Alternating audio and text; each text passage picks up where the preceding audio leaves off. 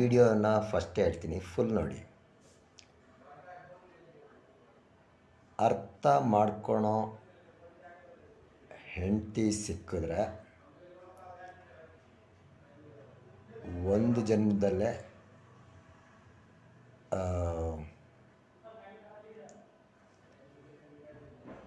ಜೀವನದಲ್ಲಿ ಏನಂತೀರ, ಭಾವನೆಗಳಿಂದ ಮುಕ್ತಿ ಪಡಿಬೋದು. ಅಂದರೆ ನಾನು ಭಯ, ಕೋಪ, ದ್ವೇಷ, ದುಃಖ, ನೋವು ಎಲ್ಲ ಅದರಿಂದ ಫ್ರೀ ಆಗ್ಬೋದು. ಹಾಗೆ ನನ್ನ ಹೆಂಡತಿ ಕೂಡ ಭಯ, ಕೋಪ, ದ್ವೇಷ, ದುಃಖ, ನೋವಿಂದ ಬಿಡುಗಡೆ. ನನ್ನ ಹೆಂಡತಿ ನನಗಿನ್ನ ಮುಂಚೆನೇ ಅದೆಲ್ಲ ಭಾವನೆಗಳಿಂದ ಬಿಡುಗಡೆ ಪಡಿಬೋದು. ನಾನೇ ಫಸ್ಟು ಭಾವನೆಗಳಿಂದ ಮುಕ್ತಿ ಪಡಿತೀನಿ. ಅವಳು ಏನಂತಾರೆ, ಎಲ್ಲದೂ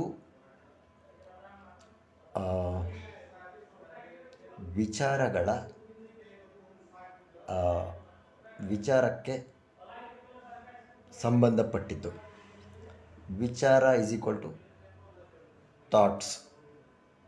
ಆಚಾರ ವಿಚಾರ ಅಂತಾರಲ್ಲ, ಅದು ವಿಚಾರ is equal to thoughts. So ನಾನು ಬೇಡದೇ ಇರೋ ವಿಚಾರಗಳನ್ನೆಲ್ಲ ಕಡಿಮೆ ಮಾಡ್ಕೊಳ್ತಾ ಹೋದರೆ ಅವಳು ಕೂಡ ಹಾಗೆ ಕೆಟ್ಟ ವಿಚಾರಗಳನ್ನು ಕಡಿಮೆ ಮಾಡ್ಕೊಳ್ತಾ ಏನಂತಾರೆ, ಒಂದು ಭಾವನಾತ್ಮಕ ಸಂಬಂಧ ಗಂಡ ಹೆಂಡತಿ ಮಧ್ಯ. ನನ್ನ ಹೆಂಡತಿಗೆ ನಾನೇ ಗಂಡ ಅಂತ ಗೊತ್ತಿದ್ರೆ ಸಾಕು, ನನಗೆ ಇವಳೇ ನನ್ನ ಹೆಂಡತಿ ಅಂತ ಗೊತ್ತಿದ್ರೆ ಸಾಕು. ಸಮಾಜದವರಿಗೆ ಎಲ್ಲ ಕಡೆ ಇವಳು ನನ್ನ ಹೆಂಡತಿ, ಇವಳು ನನ್ನ ಹೆಂಡತಿ, ಇವಳು ನನ್ನ ಹೆಂಡತಿ ಅಂತ ತೋರಿಸ್ಕೊಂಡು ಸುತ್ತಬೇಕು ಅಂತ ಇಲ್ಲ. ಅವಳಿಗೂ ಹೆಂಡತಿಗೂ ಅಷ್ಟೇ ಇವನು ನನ್ನ ಗಂಡ, ಇವನು ನನ್ನ ಗಂಡ ಅಂತ ಎಲ್ಲ ಕಡೆನೂ ಹೇಳಿಕೊಂಡು ತಿರುಗಾಡಬೇಕು ಅಂತ ಇಲ್ಲ. ಇಬ್ಬರು ಬೇರೆ ಬೇರೆ ಊರಲ್ಲಿದ್ರೂ ನನಗೆ ಗೊತ್ತಿರುತ್ತೆ ಅವಳು ಯಾವ ಥರ ಯೋಚನೆ ಮಾಡ್ತಾಳೆ ಅಂತ, ಅವಳಿಗೆ ಗೊತ್ತಿರುತ್ತೆ ನಾನು ಯಾವ ಥರ ಯೋಚನೆ ಮಾಡ್ತೀನಿ ಅಂತ. ಇದು ಮಧ್ಯದಲ್ಲಿ ಸಮಾಜಕ್ಕೆ ಎಲ್ಲಿದೆ ಜಾಗ? ಸಮಾಜಕ್ಕೆ ಜಾಗ ಇಲ್ಲ. ಅದೇ ನೆಕ್ಸ್ಟ್ ನನ್ನ ಮಗಳು. ನನ್ನ ಮಗಳಿಗೆ ನಾನು ತಂದೆ ಅಂತ ಅವಳಿಗೆ ಗೊತ್ತು, ಅವಳು ನನ್ನ ಮಗಳು ಅಂತ ನನಗೆ ಗೊತ್ತು. ಈ ಬೇರೆ ಎಲ್ಲರಿಗೂ ಇವಳು ನನ್ನ ಮಗಳು, ಇವಳು ನನ್ನ ಮಗಳು ಅಂತ ಹೇಳಿಕೊಂಡು ಓಡಾಡಬೇಕು ಅನ್ನೋದಿಲ್ಲ. ಭಾವನೆಗಳು ಆ ಸಂಬಂಧಕ್ಕೆ ಸೀಮಿತ ಆಗಿರೋದು. ಸೊ ಹೊರಗಡೆ ಭಾವನೆಗಳು ಮನೆಯ ಒಂದು ಸಂಬಂಧಗಳಿಗೆ ಯಾವುದೇ ಥರನಾದ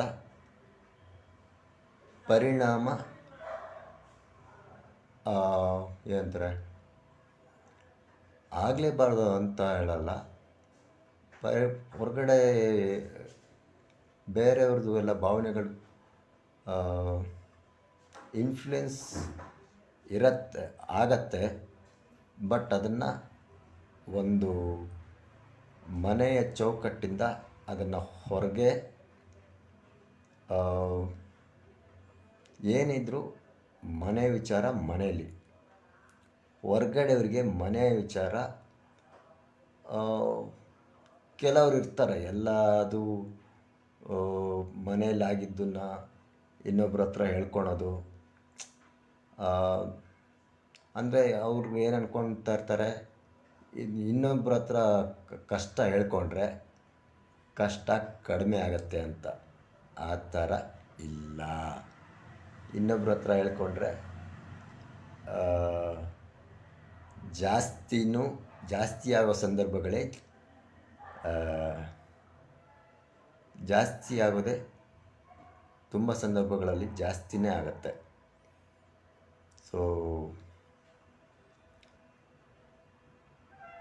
ಮೂರನೇವ್ರ ಅಭಿಪ್ರಾಯ, ಅದಕ್ಕೆ ನಾನು ಹಿಂದೆ ಎಲ್ಲ ವೀಡಿಯೋಗಳಲ್ಲಿ ಹೇಳಿರೋದು, ಮದುವೆಯ ಒಂದು ಇದರಲ್ಲಿ 5 ರೌಂಡ್ ಇಂಟರ್ವ್ಯೂ ಇರಬೇಕು ಅಂತ ಹೇಳಿರೋದು ನಾನು. ಯಾಕೆ ಅಂದರೆ ಆ 5 ರೌಂಡನ್ನು ಮೀರಿ ಇನ್ನು ಕರ್ಮ ಅನ್ನೋದೊಂದಿರುತ್ತೆ. ಅದು ನಾನು ನನ್ನ ಕರ್ಮ ಅನುಭವಿಸ್ಬೇಕು, ನನ್ನ ಹೆಂಡತಿ ಅವಳ ಕರ್ಮನ ಅವಳು ಅನುಭವಿಸ್ತಾ ಇರ್ತಾಳೆ. ಸೊ ನಾನು ಎಷ್ಟೇ ಬುದ್ಧಿವಂತ ಆದರೂ ಅವಳ ಕರ್ಮನ ನಾನು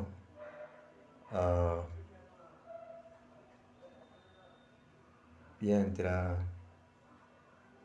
ಕಡಿಮೆ ಮಾಡೋಕ್ಕೂ ಆಗಲ್ಲ.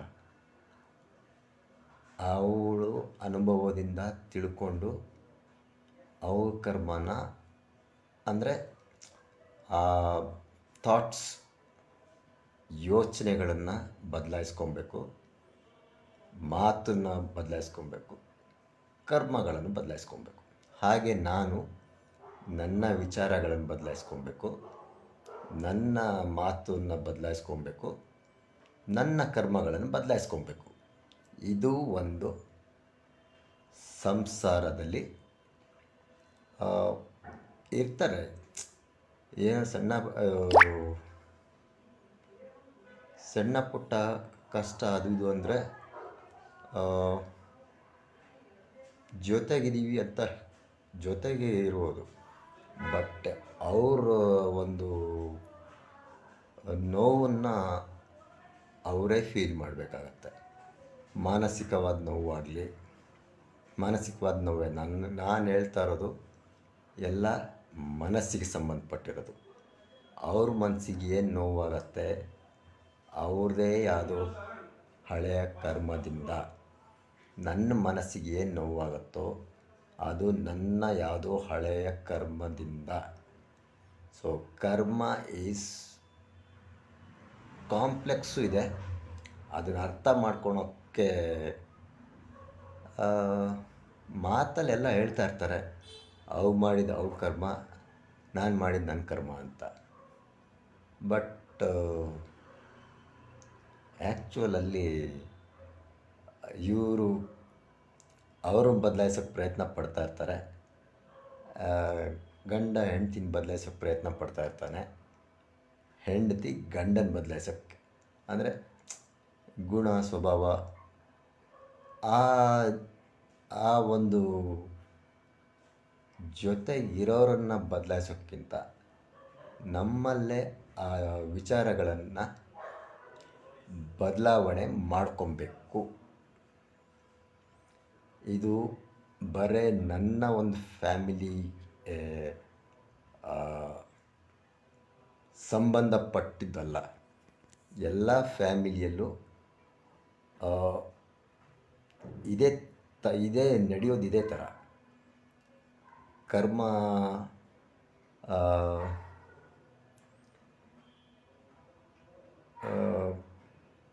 ಮಹಿಳೆಯರು ಹೇಳ್ಕೊಳೋದಿಲ್ಲ. ಅಂದರೆ ಕೆಲವು ಮಹಿಳೆಯರು ಜಾಸ್ತಿ ಹೇಳ್ಕೊಳ್ತಾರೆ, ಅವ್ರದ್ದಿನ್ನೂ ಕರ್ಮ ಜಾಸ್ತಿ ಆಗುತ್ತೆ. ಅದೊಂದೇನೋ ಹೇಳ್ತಾರಲ್ಲ, ಅದೊಂದು ಕಥೆನೇ ಇದೆ, ಮಾಡಿದವ್ರ ಪಾಪ ಆಡ್ದವ್ರ ಬಾಯಲ್ಲಿ, ಏನೋ ಆ ಥರ ಏನೋ ಇದೆ. ಕರೆಕ್ಟಾಗಿ ಕತೆ ಗೊತ್ತಾದ್ಮೇಲೆ ಮತ್ತೆ ಇನ್ನೊಂದು ವೀಡಿಯೋ ಹೇಳ್ತೀನಿ. ಬಟ್ ಕರ್ಮ ಏನಂತೀರ, ಫೈನಲ್ ಒಂದು ಇದೆ ಹೇಳ್ತೀನಿ. ಬುದ್ಧ ಯಾವುದೇ ದೊಡ್ಡ ಹೆಸರುಗಳು ತೊಗೊಳೋಕ್ಕೆ ಮುಂಚೆ ನಾನು ಯೋಚನೆ ಮಾಡಬೇಕಾಗತ್ತೆ. ಬುದ್ಧ ಹೇಳಿರೋದು, ದುಃಖ ಯಾವಾಗಲೂ ಎಲ್ಲರಿಗೂ ಇರುತ್ತೆ.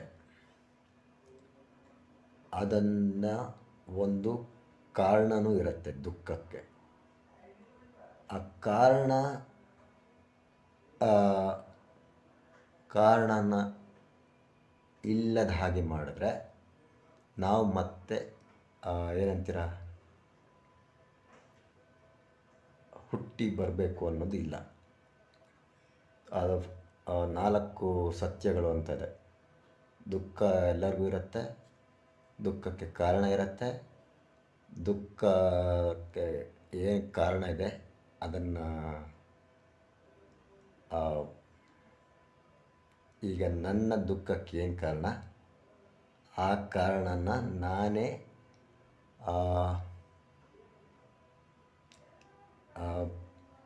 ದೂರ ಮಾಡ್ಕೊಬೇಕು. ಮತ್ತು ಇನ್ನೂ ಒಂದು ಏನಿದೆ, ಅದೊಂದು ಹೇಗೆ ಅದನ್ನೆಲ್ಲ ಯಾವ್ಯಾವ ನಿಯಮಗಳನ್ನು ಪಾಲಿಸಬೇಕು ಅಂತ ಒಂದಷ್ಟು ನಿಯಮಗಳೆಲ್ಲ ಇದೆ. ಸೊ ಇದು ಓವರಾಲ್. ಇವಾಗ ಏನಂತೀರ, ಸ್ವಲ್ಪ ವಿಡಿಯೋ ಲೆಂತ್ ಆಗ್ತಾಯಿದೆ, ಆದರೂ ನೋಡಿ. ಯೋಗದಲ್ಲಿ ಹಿಂದೆ ಒಂದು ವಿಡಿಯೋದಲ್ಲಿ ಹೇಳಿದ್ದೀನಿ, ಚಿತ್ತ ವೃತ್ತಿ ಶೂನ್ಯ ಆಗಬೇಕು. ಆವಾಗ ನಮ್ಮದು ಕಾಣೋಕ್ಕೆ ಒಂದು ಬಾಡಿ ಇದೆ ಅಂತ, ದೈಹಿಕ ಶರೀರ ಒಂದು, ಇನ್ನೊಂದು ಸೂಕ್ಷ್ಮ ಶರೀರ, ಇನ್ನೊಂದು ಕಾರಣ ಶರೀರ ಅಂತ ಇರುತ್ತೆ. ಸೊ ನಮ್ಮದು 3 ಬಾಡಿ ಇರುತ್ತೆ. ಒಂದು ಕಾಣೋ ಇದು, ಇನ್ನೆರಡು ಕಾಣದೇ ಇರೋದು. ಸೊ ಯಾವುದು ಕಾಣಲ್ವಲ್ಲ, ಸೂಕ್ಷ್ಮ ಶರೀರ ಏನಿದೆ, ಮನಸ್ಸು, ವಿಚಾರಗಳು, ಆ ವಿಚಾರಗಳನ್ನು ಎಲ್ಲ ಬರೀ ಒಳ್ಳೆಯ ವಿಚಾರಗಳಿಗೆ ಮನಸ್ಸಲ್ಲಿಟ್ಕೊಂಡು ಪೂರ್ತಿ ಏನಂತೀರ, ಕೆಟ್ಟ ವಿಚಾರಗಳು ಪೂರ್ತಿಯಾಗಿ ಮನಸ್ಸಿಂದ ಏನಂತೀರ, ಶಿಫ್ಟ್ ಡಿಲೀಟ್. ಕಂಪ್ಯೂಟರ್ ಅವರಿಗೆ ಲ್ಯಾಂಗ್ವೇಜಲ್ಲಿ ಹೇಳಬೇಕಂದ್ರೆ ಪರ್ಮನೆಂಟಾಗಿ ಶಿಫ್ಟ್ ಡಿಲೀಟ್ ಹೊಡಿಬೇಕು ಕೆಟ್ಟ ವಿಚಾರಗಳನ್ನ. ಆವಾಗ ನಿಮಗೆ 2 ಇರೋದು ಜಾಸ್ತಿ ಕಾರಣಗಳಲ್ಲಿ. 2 ಮೇಜರ್ ಕಾರಣ, ಒಂದು ಕಾಮನೆಗಳು, ಇನ್ನೊಂದು ಕಾಂಚನ. ಅದೆರಡನ್ನು ನೀವು ಮೀರಿ ನಿಮ್ಮ ಒಂದು ಜೀವನ ನಡೆಸೋಕ್ಕಾದರೆ ನೀವು ಬುದ್ಧನ ದಾರಿಯಲ್ಲಿ ನಡೀತಾ ಇದ್ದೀರಾ ಅಂತ. ಅಂದರೆ ಆಮೇಲೆ ಅವ್ರಿಗೂ ಬುದ್ಧ ಆದಮೇಲೆ ಹೇಳ್ತಾರೆ, ಫಸ್ಟು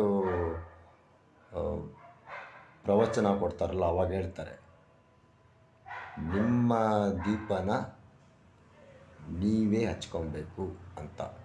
ಅಂದರೆ